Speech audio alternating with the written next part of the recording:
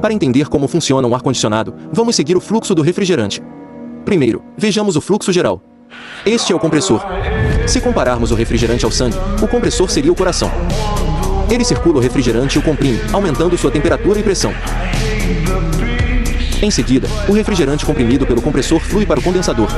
Enquanto a evaporação é a transição de líquido para gás por meio da absorção de calor, a condensação é a transição de gás para líquido. Quando a perda de calor, o condensador tem a função de transformar o refrigerante, que está no estado gasoso e quente, em líquido, removendo seu calor. O refrigerante que passa pelo condensador se torna líquido e segue para a válvula de expansão. Há uma seção na válvula de expansão onde o tubo se estreita, e, ao passar por ela, o refrigerante se divide em várias partículas. Isso é semelhante ao princípio de um spray de água. À medida que a pressão do refrigerante cai, sua temperatura também cai drasticamente. O refrigerante resfriado então segue para o evaporador, onde irá absorver calor. O evaporador é, literalmente, um dispositivo que transforma líquido em gás. O refrigerante resfriado rouba o calor da sala e evapora. O compressor e o condensador ficam localizados na unidade externa do ar-condicionado. Já o evaporador e a válvula de expansão estão na unidade interna, que é o que geralmente chamamos de ar-condicionado. No evaporador, o refrigerante absorve calor e evapora, retornando como gás para o compressor. Quando o pistão comprime esse gás refrigerante, sua pressão e temperatura aumentam. Às vezes usamos produtos em spray. Você já deve ter visto que o frasco de um spray repelente de insetos ou de gás butano fica frio após o uso. Isso acontece porque a pressão dentro do produto caiu. Quando a pressão diminui, a temperatura também cai, e quando a pressão aumenta, a temperatura também sobe. Voltando ao caso do ar-condicionado, quando o gás com baixa pressão e temperatura é comprimido por um pistão, sua pressão e temperatura aumentam. Porém, atualmente, muitos ar-condicionados utilizam compressor do tipo screw em vez de pistão. Em um compressor screw, há dois espirais, um fixo e outro que gira constantemente. À medida que o gás entra no screw, o espaço vai diminuindo e o gás se comprime, sendo descarregado pelo centro do espiral em estado comprimido.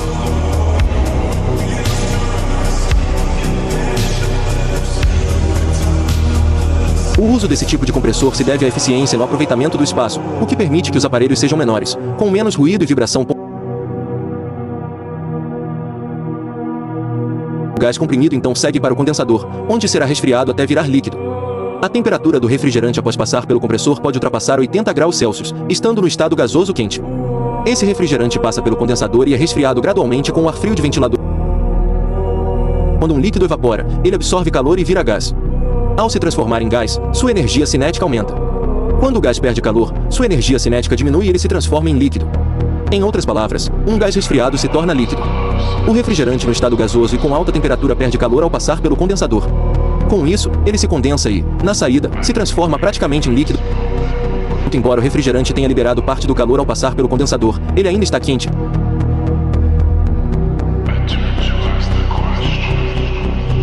Cerca de 50 graus Celsius. O refrigerante nesse estado de alta temperatura e alta pressão segue para a válvula de expansão.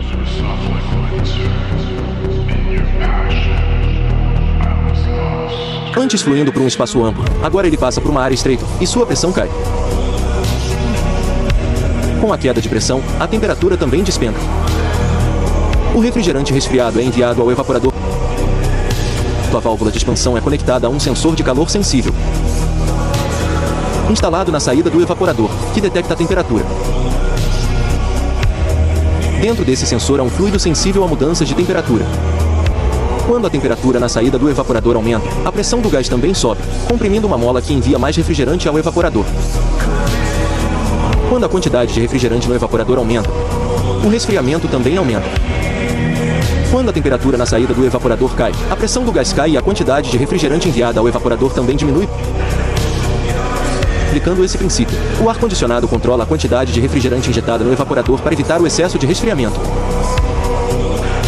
O refrigerante passa pelos tubos do evaporador e absorve o calor nesse processo.